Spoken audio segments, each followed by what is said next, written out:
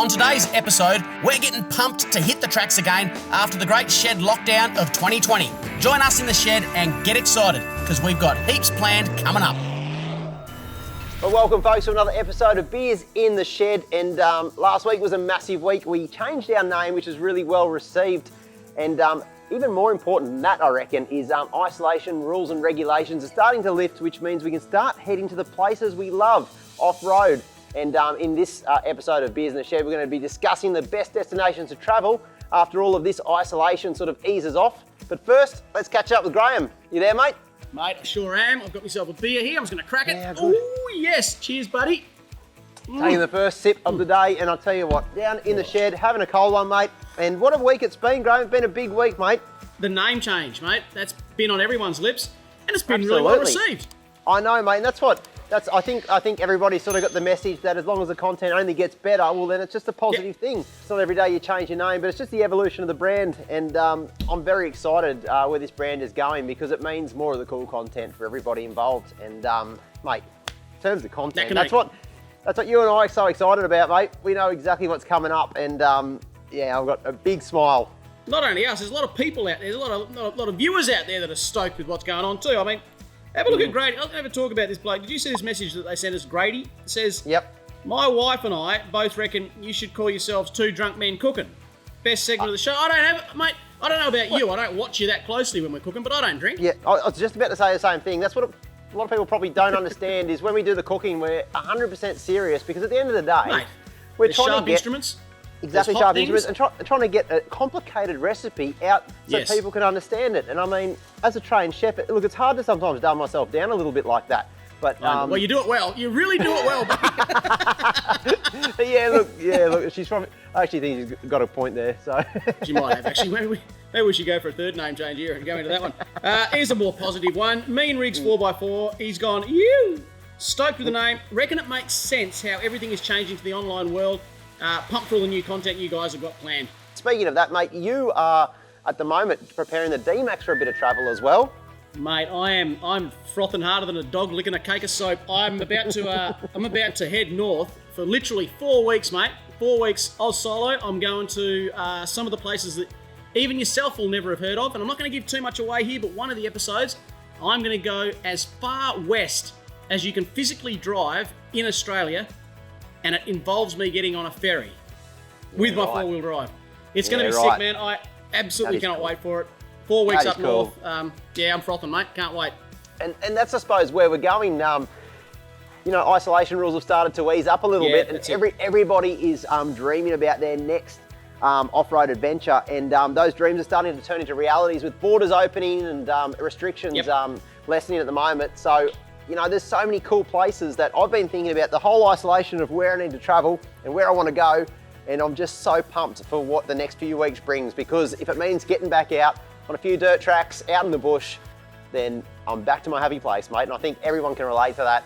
Yeah, as soon as I saw that the WA borders were being relaxed internally, not externally just yet, but internally, mate, I literally, it was 3 a.m. I just got up and walked outside, started packing the car. I was ready to go. Ready to go, and I reckon that leads us directly into, and I think everyone will agree, this week's hot topic: where the heck are you going to go on your next big trip? Mate, on everyone's lips at the moment, I don't think there's a bloke out there or a lady that isn't talking about these ISO rules finally starting to loosen up a little bit. I know in WA we've been broken up into different regions here, and so I was only able to sort of travel within the southwest. I could go as far as Perth. I couldn't go anywhere north. If you were in Perth, you couldn't even come down here.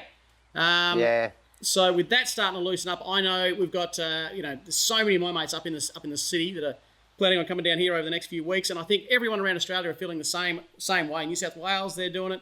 So, mate, I thought this week we should talk about where are we heading, mate? Where are we going to go? There's so many places that we've been locked out of. I know. Had to sit in our homes. Isolation's done anything, mate. It's maybe sit there and dream about the places I want to visit the most. Mate, I'm going to put it to you. What do you got planned? I know you're heading off.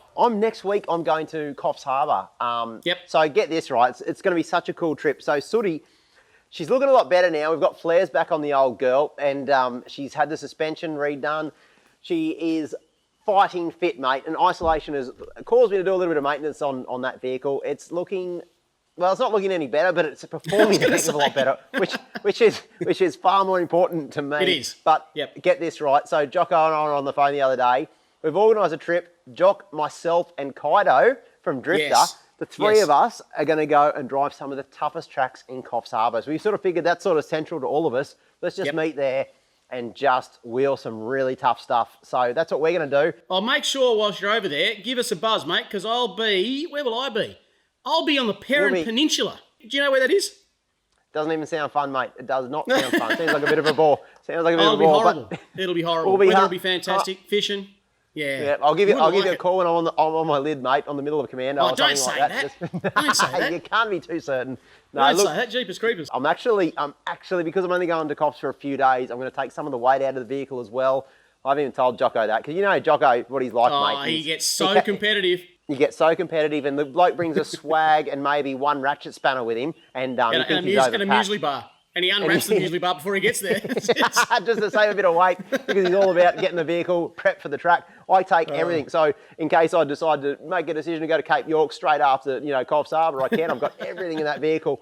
But we'll take a little bit of weight out of it, mate. Yeah. Well, yeah, Kaido, I've actually been following Kaido on social media. I reckon he's a bit of a dark horse, because he's not taking the 76 on this one. He's taking his own Hilux, mate. And he is. He is frothing, absolutely frothing, loving the idea of it. He's got a rear locker in the thing. He's got a new rooftop tent on it. It's a lightweight one. It's just ready to go. That bloke is out there wheeling just about every free second he gets.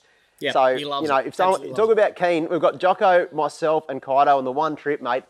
Anything could happen. It's going to be red hot.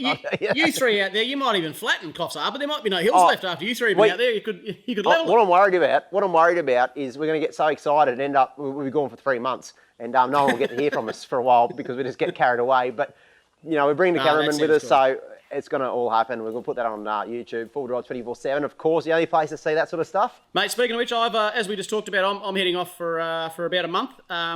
But, look, we put a question out to a bunch of people on Instagram, and we got so many answers back as to regarding where people are looking to go as soon as this all gets cleared up. Now, the big thing at the moment is, of course, that we're still state by state, so it's a bit difficult for people to say they're going to go, up to Cape York. I don't think, personally, Cape York will open this year, nor the Kimberley. I think we're going to have to write that one off. I don't know. I hope I'm wrong, but so I think people they're thinking very sensibly based on the answers they've given. We've got Lithgow out there from Crispy 80. Ben has said he's going to do a 5-day trip. Lovely. He's going to do McBride's. We've been down there. Barrington. Yep. You know what? Barrington blew me away. Remember we went up to Barrington and the weather wasn't awesome, but geez, the scenery up there was... Whew. In terms of like some, moderate forward drive tracks and some of amazing camping, I reckon Barrington is probably one of the most underrated places in New South Wales. Yeah. Magic, and, magic. What about Jake Kills, mate? He is going to go straight to the $1,000 track for a relaxing weekend away. I hope it's tongue-in-cheek, or he's up for an absolute ripper of a weekend. Some people's relaxing is not other people's. You never know. And that weekend might take about 3 weeks, mate. So just make sure you got enough food. Just a little and beers. Always remember the beers. And spares, exactly. We've got Andrew Perry. He's heading to the Otways because they're always fun after some rain. There's a place we need to put in our bucket list, mate. I don't think we filmed down the Otways. I've never done the Otways. Never done it. No. Really keen. Really keen. I heard they closed a little bit down there, to be honest. Yeah. It used to be a lot better, but I'm still keen just to check it out because when everyone from Victoria mentions the Otways, you've got to go, don't you? I must say, yeah, I've never been, so I'm really keen to give that a crack. Nick Rule. Glasshouse Mountains. In my new car, he's got a 3-inch coiled, all-round twin-locked 80 Series cruiser, so he's keen to get it flexing. Well, there's going to be a lot of tracks that'll do just that. Absolutely. Yep. That's a crazy place. What about Chris Williams Fit? We've been hitting the Victorian High Country. Victorian High Country is a great spot. That's a good spot to go. Mate, one of my favourites. All-time favourites. So I'm going to put it to you. We've asked a lot of people. I'm going to put it to you, mate. Mm-hmm. We know you're going to Coffs, but you've got free reign, mate. You can go anywhere you like. You've got 10 days. I'm giving you 10 days off. You can do whatever you like. And I'm even going to buy you a carton of beer, mate, to take with you because I feel I owe it to you. Well, hang on a second. Lucky I was sitting down for that one, mate. I would have fallen right over.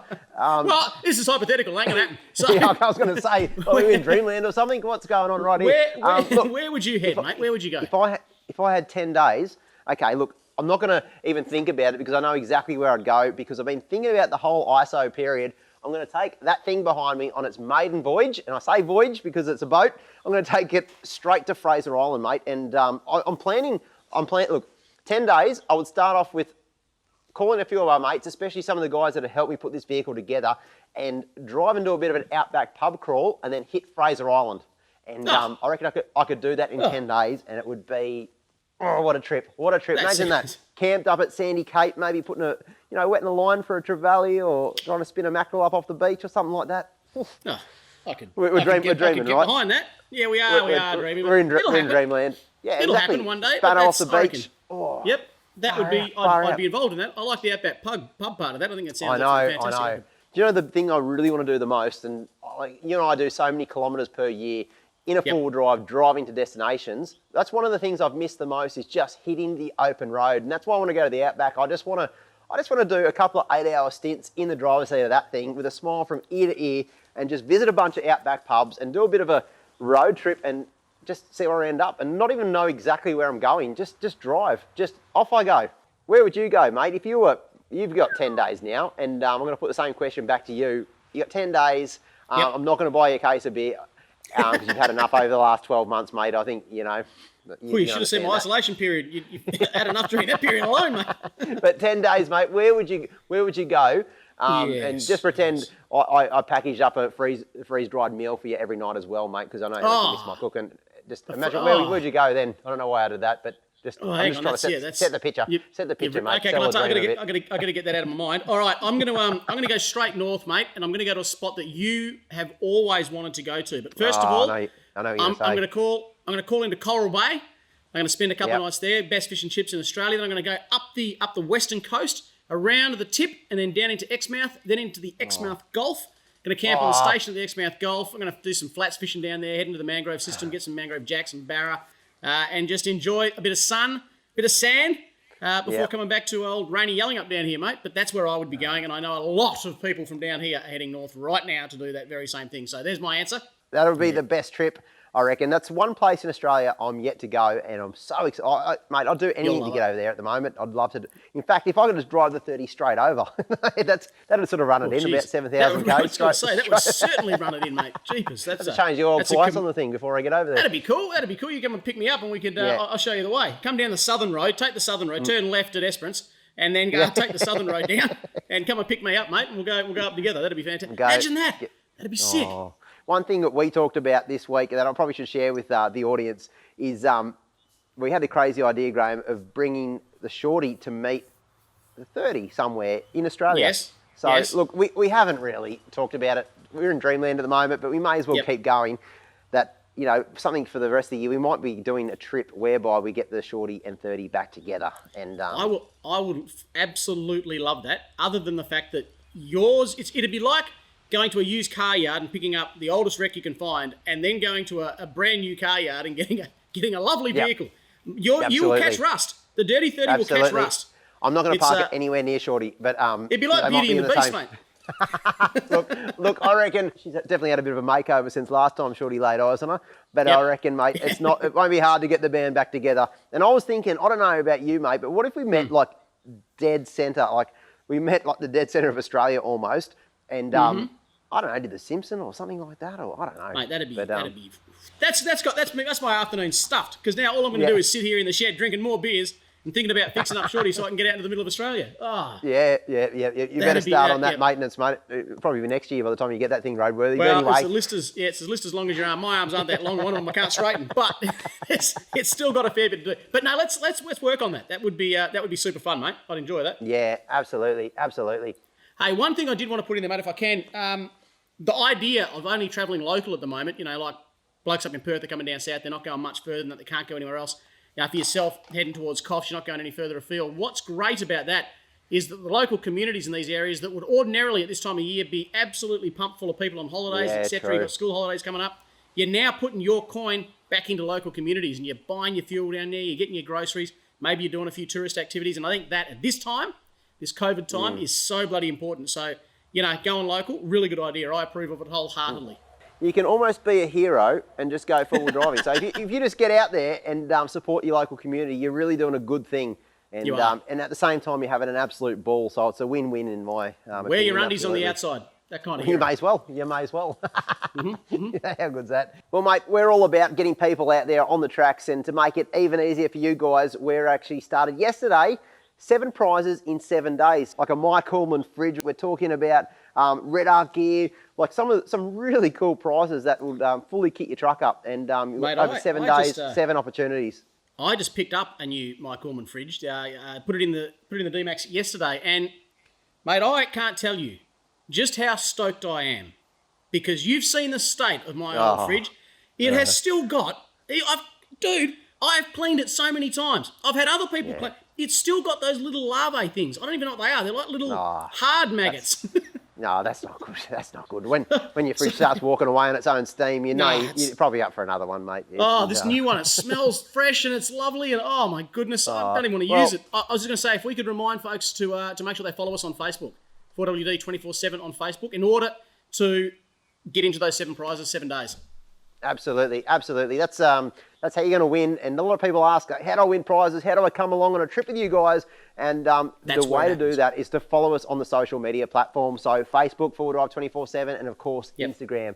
That's where that's our notice board. We use that as a notice board to let you guys know exactly what's happening. And that's a great thing about, YouTube and all the social media platforms is we can be up to date with you guys, let you know straight away. If there's an opportunity to come on a trip, that's exactly where you're going to find out. And of course, there's a bunch of prizes starting from tomorrow. So if you're not on that Facebook page, tell you what, do yourself a favour, get on there. Imagine that. Imagine just, you sign up to a Facebook page, next thing you got a brand new fridge in your four-wheel drive, or a new Red Arc system. I know. Tell you what, I wish I'm going to answer. Bugger it. I'm going to do it. Put your hand up. I'm going to have a go. What's going on, guys? Got some pretty exciting news. Shauno and I are planning to do a bush mechanic challenge.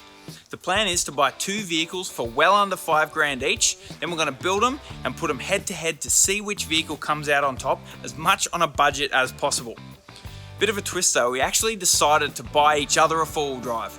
I was speaking to Sean the other day and he's actually already bought the vehicle for me, but he won't tell me what it is. So I thought I'd put it to you guys to see if you had any ideas on what 4-wheel drive you'd like to see Sean in. Maybe it's an old Zook, maybe it's another 80, maybe even a JK Wrangler, or maybe you'd like to see him in a Nissan for once. Leave it in the comments below and I'll have a look to get some ideas on a 4-wheel drive I should buy Sean for the Bush Mechanic Challenge. Cheers, guys. Stick around, folks, because coming up we'll answer your questions around all things suspension with the experts at Fulcrum. Plus we've got prizes to give away for some insane rigs and of course a crowd favourite. It's this week's 4-wheel drive fails.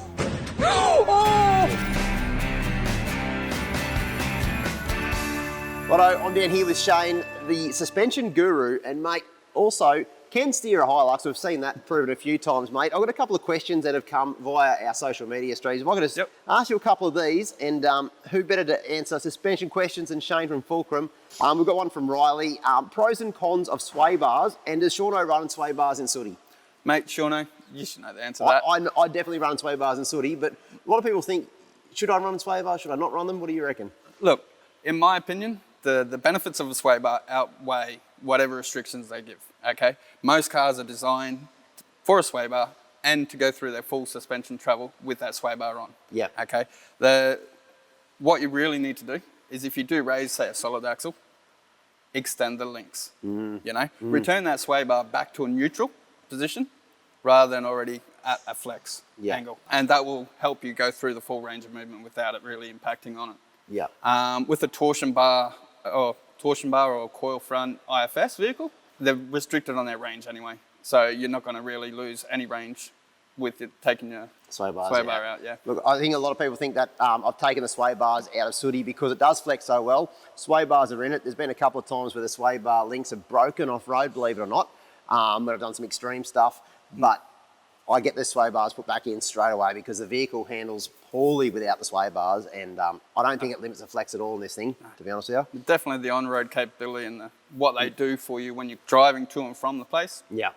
Well worth them. Like, speaking of flex, we've got one from Zach. How can I get more flex out of my IFS vehicle? This one's a little bit tricky, okay? Because if solid axles, you put longer shocks in, biggest coils in, you get more down travel, you get better flex, okay? A IFS vehicle, you're restricted by a number of things. You're restricted by the angle of the CVs, you're restricted by the length of the front struts, and you're also restricted by the travel of the upper control arm. Yes. Okay, so the angle of the CVs, you can fix that.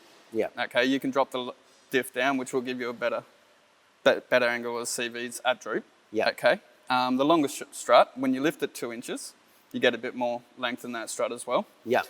The one thing you can't solve Yeah. is when the upper control arm's going to touch either on the spring or on a droop stop. Yeah. Okay. So with an IFS vehicle, you kind of... You're limited a little bit, Limited. but obviously just putting an aftermarket 2-inch kit in, you're going to get a little bit more flex. Generally, you get Bit about more another clearance. 50, maybe 70 mil of down travel. Yeah. That's about all you're going to get. Yeah. And I think if you combine like a 2-inch lift into an IFS vehicle, chuck a couple of lockers in it, Oh, it's going to make up for any lack of flex you might have. you I don't reckon. even need one wheel on the ground. That's right. You just keep driving. You just keep driving. We've got here from Jason. Hey, legends, what supporting mods do you need or recommend when doing a 2-inch lift? Different vehicles need different things. Yeah. Okay. What you got to remember is whatever attaches to the moving parts of the diffs or the control arms, when they're on full droop, it doesn't get extended and overstretched. Right. So you got to look at especially on the rear, look at brake lines. Brake you know? lines, yeah. ABS cables with the newer vehicles. Yep. You know, that sort of thing. Yep. And you need to look at wheel alignments because you need your car to drive when it's on the road. Yeah. So upper control arms that give you a better wheel alignment. The other thing you can do is on the solid axles, your caster bushes. When you lift them, you lose caster.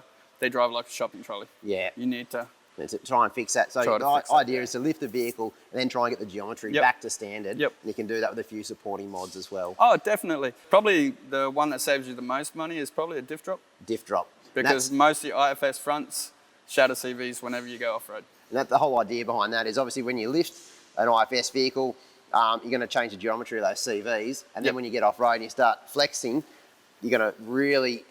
Get that out of CV generally on an angle like that and Yep. it tries to walk over itself. It doesn't like doing that. It doesn't. So if you drop that diff center down, Keep the it geometry. actually gets them a bit flatter. Yeah, right. A couple of good ideas there. I suppose it's one of the reasons why you do take your four-wheel drive. You're going to get a suspension lift. Take it to the experts because they're going to pick up little things like that, whether your brake Yeah. lines are a little bit too long, not long enough, sorry, and maybe, ABS lines in the way. I know on the 79 series cruisers, those ABS lines Yep. at the front there, so many people break those because the vehicle starts to flex off-road. They haven't extended those or taken them out of the bracket to get a little bit more travel. Well, it's like my Hilux. My Hilux is new. It's got the ABS and everything, and we've actually spaced down the whole rear bracket. So all the ABS lines and everything got a nice flex when they're at full droop. Here we go, one from my Jeep family.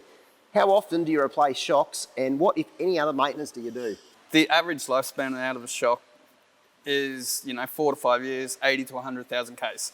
Yeah, That's fair the bit. average life. Generally, I like to do a lot of preventive maintenance on my own vehicle. So Yeah. every time I service, I'm checking wheel bearings. Yeah. That sort of thing. I'm checking link pins. I'm checking control arm bushes. I'm checking over everything. Yeah, Wheel bearings generally get packed every 40,000. yeah.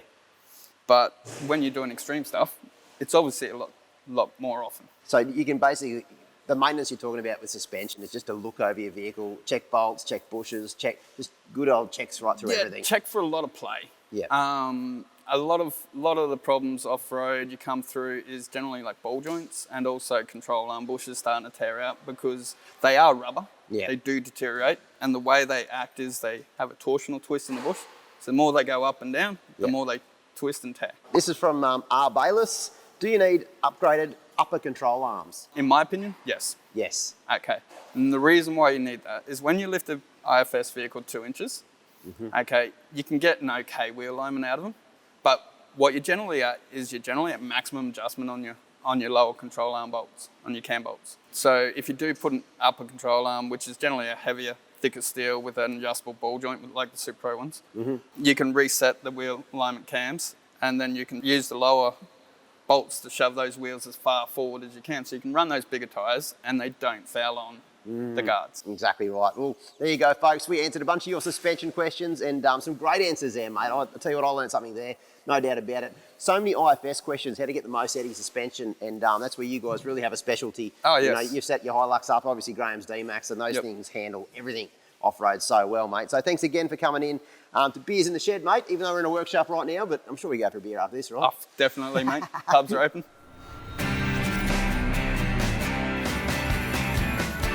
Rightio, folks, we are all starting to get back out on the tracks. One thing you don't want to have happen, you're going back out on the tracks, your first day, you're about to hit the hills, your suspension lets you down. You don't want that. So check your suspension right now because, look, I've had Fulcrum suspension on the D-Max. It's taken me all around Australia, and one thing I never have to even do is think about suspension. So if you're in the market for some new stuff, right now is the time to do it. Fulcrum are offering 20% off suspension deals. I'm talking all the good stuff. They're looking at the Formula Lift Kits, Super Pro control arms, the sway bars, the whole lot. So get in touch with our mates at Fulcrum right now for a cracking deal, 20% off, and that's 20% in your pocket.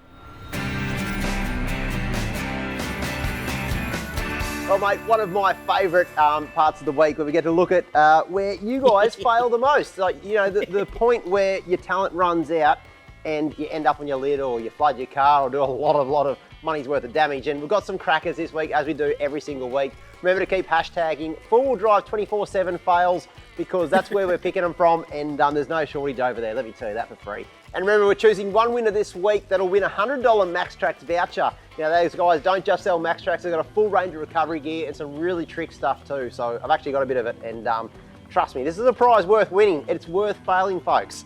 And let's have a look at one of the first ones, mate. Look at Reese. It's either his car or his brother's car. It's his brother's car, yeah. I think it's his brother's car. Now, Reese, if you were driving, mate, you probably owe your brother a fair bit because look what's happened.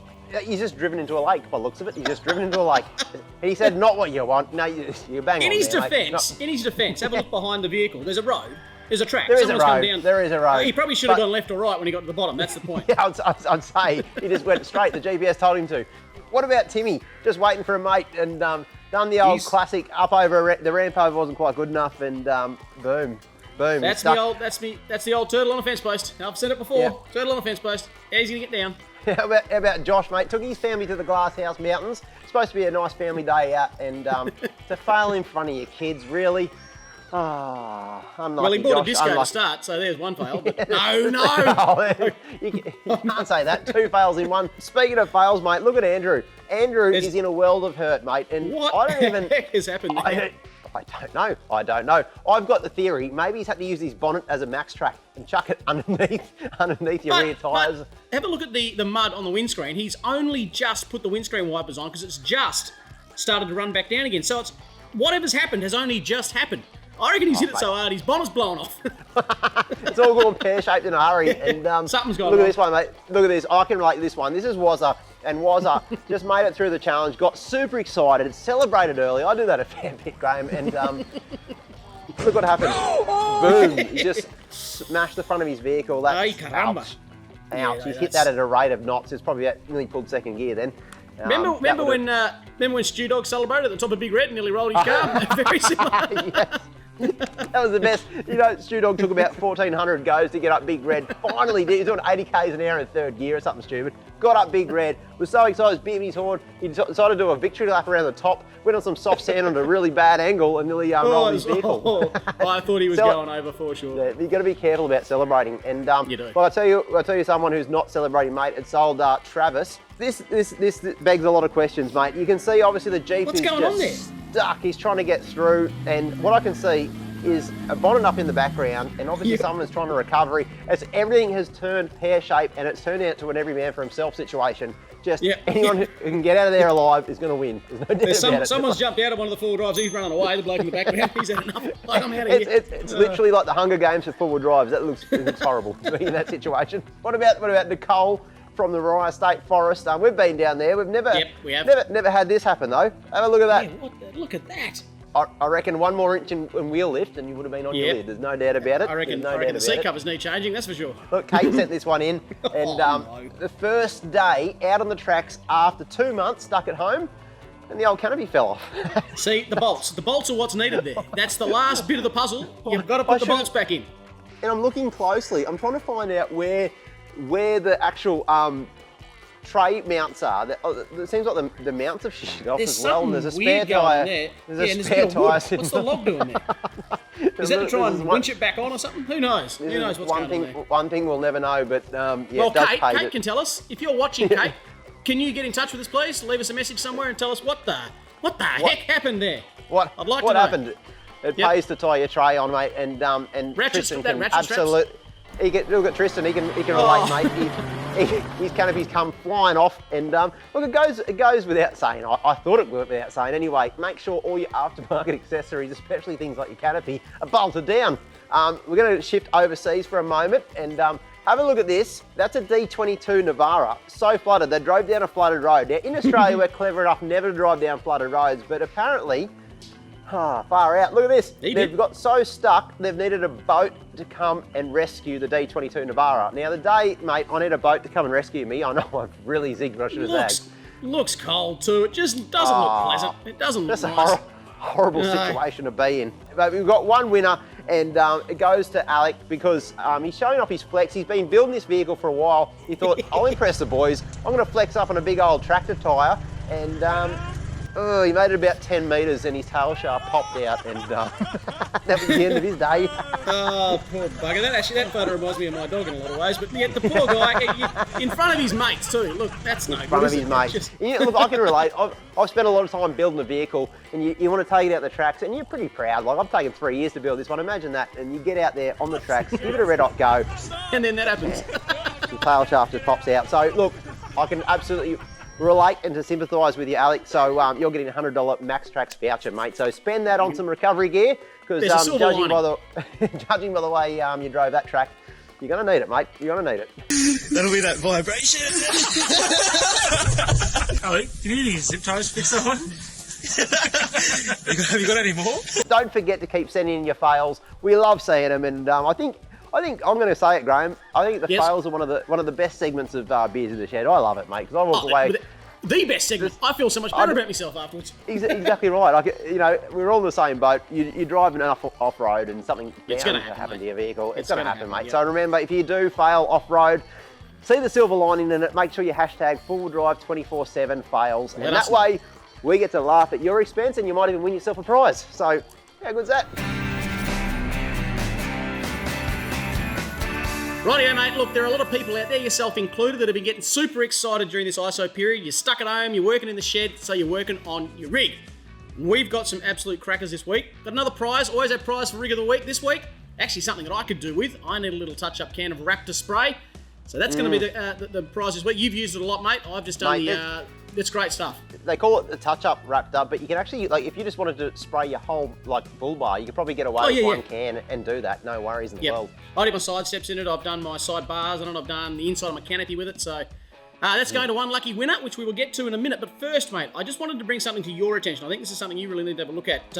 You remember last week we had a look at the blokes from Oslo, I think they were, I'm not too sure. Camping in the snow, and it was Norway, was it? And they were camping in the snow, and you asked, do they use electric blankets? Well, mate, Finn has got back to us. Well, I thought it was a fair question. Yeah, he says, no, we don't use electric blankets. We ain't Aussies. Oh, hang on a sec. Feisty. Hang on a sec, Finn. Feisty. Righto, mate. I'm coming to Norway. I'm going to come to Norway. I won't use an electric blanket, and you've got to come to North Queensland during summer and not sweat and go all pink in the face. But look, it's climate. Horses for courses, isn't it? I couldn't last 10 minutes over there. I reckon I would, just for sheer excitement, because they've got big tyres over there. So I'd have an absolute ball in Norway.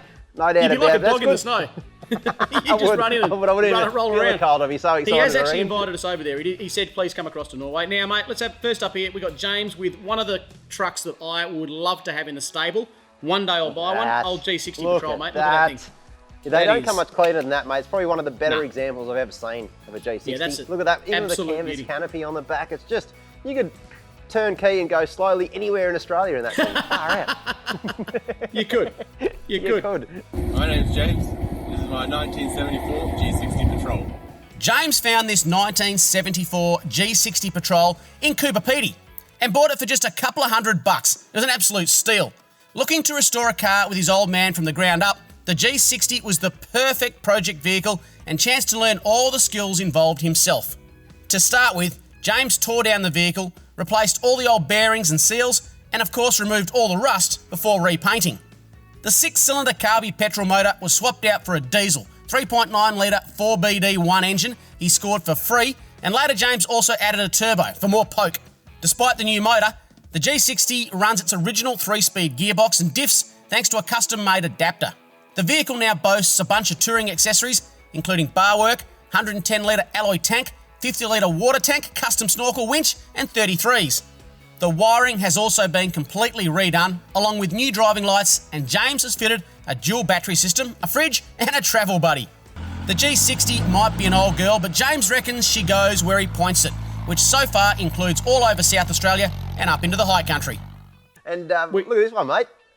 International, we're going overseas, are you? Yeah, we call that a Hilux over here in Australia. Those guys call it a Toyota pickup. No joke. Yes. They don't even call they're they don't even call them a Hilux over there. It's just a pickup truck. It's just maybe just call it a Ute. But look at that. They don't come much better than that. Hello, four-wheel drive 24/7. My name is Jeff, and this is my '88 Toyota Helix. Thanks for having me. Jeff reckons his 1988 Hilux extended cab is a bit of a head turner in the States, as one of few rust-free examples to be found over there. The Hilux has had some extensive mods to turn it into a track beast, including a custom solid axle swap with an 85 Toyota. Jeff has also done a Chevy 63-inch rear spring conversion, added 5 to 29 gearing and ARB lockers front and rear.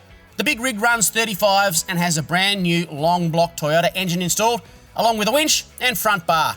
Jeff's next project for the vehicle will be crawler gears and a twin stick shifter. Eat your heart out, Jocko. Jocko would love that thing. Jocko, Actually, if you watch... Jocko probably get upset that he's changed it. Jocko prefer it in its original form, I reckon. I know, but look, if one thing Jocko could take out of it, that is the way to build a Hilux, in my opinion. And this guy knows what he's on about. So Jocko, maybe get in touch with Jeff and see if he's got any tips for you, mate. He might help you with your driving as well. He could maybe ask me a few things. Don't know if anyone can help Jocko with your driving, mate. That's a tough one. Hey, speaking of which, buddy, how's your rig building going? How is things going over there with your truck? Pretty good, mate. Pretty good. Look, I'm going to be honest with you. The last week or two, I've done just about nothing. Right. You got to have a break every now and again. Done nothing, but I've got a lot of plans. So I've got a couple of little mods I need to do to the 30 to get it back on the road, and then we'll do the maiden voyage in that one. Sooty's been getting a little bit of work done at Pinnacle 4x4. I haven't been involved in that, so it's probably going really, really well. And the 79, mate, it's look, I've just been driving that around, so nothing too crazy, mate. Nothing too crazy. Yep, what about you, mate? You're getting the D-Max ready. I know that. You're excited. Well, I'm stoked that I've got that over here, mate, because at the moment, Shorty, it doesn't have a starter motor, and the alternator's not working, and I can't do the driver's side window up, and it's winter in the southwest. So that car is not being driven, mate. She's on life support right now. The GU is about to get a new exhaust. Yeah, we don't even talk about that. I don't even look at her. It's actually over there. I'm not even looking at it. GU is about to get a new exhaust. Yeah, this is the point in time, mate. I'd normally just make a joke about Nissan versus Toyota, but I'm just so stoked that your vehicles aren't running right. And I can relate. Anyone who's got a four-wheel drive that's well used, they shouldn't be working properly because you're getting the most fun out of them. That's for sure.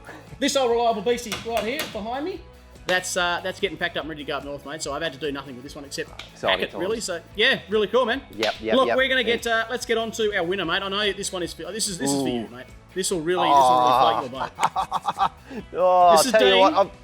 Tell the folks about this, mate. This is your dream car when you're a young bloke, mate. The 18-year-old Shauno, and look, bugger it, like the now Shauno. That is my dream car. One of my dream cars I'd love to own. It's a long wheelbase Suzuki Sierra. He's fitted 33s to it. He's gone to the effort of having a proper little canopy on it.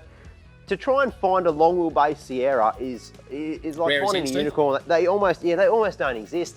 And to have one in that condition, it's got a few dents and stuff in it. But look at it. Dino wheels it really hard. And Dino, I hope I can call you that, but I feel like we're friends now. We both own Zooks. Hello, my name's Dean, and this is my 1984 long wheelbase Suzuki Sierra. Dean found his rare Sierra long wheelbase sitting in a paddock where it had been rusting away for 5 years. It was just a cab and a chassis with no suspension, diff, seats or driveline. After buying it and dragging it back to his shed, Dean has been working on bringing the Sierra back to life, starting with an engine rebuild of the stock 1.3 litre motor. Next came reduction gears and disc brakes front and rear, and wide track diffs on narrow track spring spacing. Dean wanted to fit 33s, but kept the standard height, so there was a fair bit of guard chopping to get it all to fit. Dean's kept the accessories pretty simple, with a winch, UHF, LED driving lights and snorkel, and of course that canvas canopy that he's made himself. This is a classic shed build project, and Dean's done all the work on the Sierra himself, and if it breaks down, he's got a Bedford for a tow rig. Not bad, mate. Look at it, he's really driving that thing. You've got two wheels off the ground in one of those photos, so mate, you drive that thing hard, and that is just a really mint vehicle, so a really deserved winner, I reckon. Yeah, he's getting a couple of Raptor touch-up cans, which something tells me a vehicle of that size if we send him out a couple of touch-up cans, he could probably do the entire vehicle with 2 touch-up cans. Because it's only about that big, that vehicle. So good on you, Dino. Well-deserved win. And folks, don't forget, please keep using the hashtag 24/7, four-wheel drive 24/7, rigs, because that is how we are going to find your rig and give you a prize if you win it, if it's a sick little truck like Dino's. So last week, the first episode of our Lithgow adventure went out, and I'll tell you what, it was an absolute cracker. We drove some really tough tracks in that one, and of course, this week we've got our second part as well coming up, and mate, there's been a stack of questions as well. I reckon we get right into those and let's get started, mate. What you guys have to say. Troy Stevenson, 35 is the largest tyre allowed on public roads in Australia, so obviously from overseas. We have some pretty strict rules over here, Troy, that don't allow us to run huge tyres on the road. Of course, when you're off-road, you can run just about anything you want as long as the vehicle is registered. But 35s, you do see 37s at times as well, and it's very difficult to get those engineered over here in Australia. So typically 33s. I think yes is the answer to that. Yeah. Yes. What about James? Why don't you guys use land anchors? I thought we had a land anchor. Last time we used a land anchor, it was called Shorty. It was a GQ Patrol. Oh, feisty! Actually, that's probably the best use for it right now, mate. I won't even lie. I'm not even going to defend my own vehicle. That is the best use for it right now. No, look, we don't use land anchors that much. We usually travel in convoys, so there's usually a vehicle somewhere along the line that can be a good anchor. And we do have trees as well in the Australian bush, so we usually use those. But I reckon one of the biggest topics that came out of that episode was obviously the 200 series that Jocko was driving, a little bit hard on the gear. The bloke broke a CV. And people were saying, 200 series, are they weak? What's wrong with IFS versus solid axle? The whole debate came up, mate. And really did, didn't it? That one, Graham. Yeah, mate. Look, I have driven an IFS vehicle all around Australia. I have a rear locker in the back, and I can drive like a boss. No, let's take that last bit out of the sentence. That might be the difference. That might be the difference, mate. I think one of the things you've really got to realise with an IFS vehicle is you've just got to be a bit gentle on it. You do have to take it a little bit easier. But that said, I mean, you folks at home, you've seen where I've taken the D-Max, and it doesn't drive everything. I'm not even going to pretend that it does. It does not. But it goes a lot further than a lot of people give an IFS vehicle credit for. If you pick your lines, try and stay high, stay out of the ruts, and then when things do get tricky and scrambly, don't go for it. Don't just put your foot into it because you are going to break something. If you know those limitations, I got no problem with them. That's exactly right. And I think what a lot of people don't realise as well is that 200 had just come off a very heavy trip to the Waddingans just before that. So Jocko had been into that. He's got no lockers in that vehicle, so he was driving it hard to try and keep up with everyone. And I don't blame him. And the damage would have already been done to that CV before it hit that shaly little track. Yeah. I've actually seen a solid axle Hilux. I went out wheeling with this guy once, and he had this U-Butte Hilux. It was on 35s, and at the time 35s were massive. It was like running a set of 40s these days on your truck. And he came up to the first rock step, no joke. Went to put the front tyre up on the rock step, and the CV just went kaboom. And I guarantee that's from a lot of hard wheeling beforehand. But they just have a threshold, mate. And when you get to that, they're going to go. Well, no matter what. It's not even really a threshold. It's that you can do damage to them. They can be cracked. You can literally have a crack through it, still run it for weeks without knowing it, and then one day you just it just goes ping and just lets go. So I would almost guarantee if we had a close look at that CV before we went out, we'd have had a crack in it for sure. And here's one from Christian Joy. Are we going to see a locker fitted to the 200? And what brand will you choose? I reckon the answer to that is yes if you ask the boys. I reckon so. I reckon they've got what actually the 200s come with a crawl feature. Now that is really, really capable. Now unfortunately the crawl feature wasn't working on that 200 series, but when they are, almost odd. That's one of the only vehicles I'd probably say this to. It's a vehicle that probably doesn't need a locker at 200 series because that crawl function is just it's so capable. The only thing I like about it, though, I'm just going to go very quickly. The crawl function can't pre-think an obstacle. It can only kick in when you're on the obstacle. So it's not preventative. It's reactionary. Yeah, exactly. So that's one reason why I think a locker will always be, if you're into the really hard stuff, better choice. But I've never seen it work on a 200, so I don't know. Yeah, look, lock your vehicles. If you can get lockers. They'll make you go so much further off-road. There's no doubt about it. Coming up on YouTube, of course, this week we have the second part of our Lithgow adventure. And if you thought the first part was wild, let me just tell you, the second part gets me out of my comfort zone. There's no doubt about it. We drive some things we probably shouldn't have. And it's just the most amazing trip. It's so tough, that place out there. It is. Lithgow. Look, I think now's the time as well. We remind people that yesterday we kicked off 7 prizes in 7 days. So, folks, if you haven't joined the Full Drive 24/7 Facebook page, That's the one. Please do, because you need to. If you want to be in the draw, we're giving away 7 epic prizes in 7 days. So make sure you jump onto that one. Make sure you keep entering. Enter every single day. Who cares? Yeah, I'm not why going to tell not? anyone. No, Give yourself get the into most chances of winning, and you've got whilst some you're there, wicked prizes. Make sure you follow us on Instagram and YouTube as well, please. And one thing I really want to make big comment out there, folks, is that you guys need to comment. Please keep commenting, because that's how we're getting all the information that we show on this program, is through your comments and, of course, your hashtags.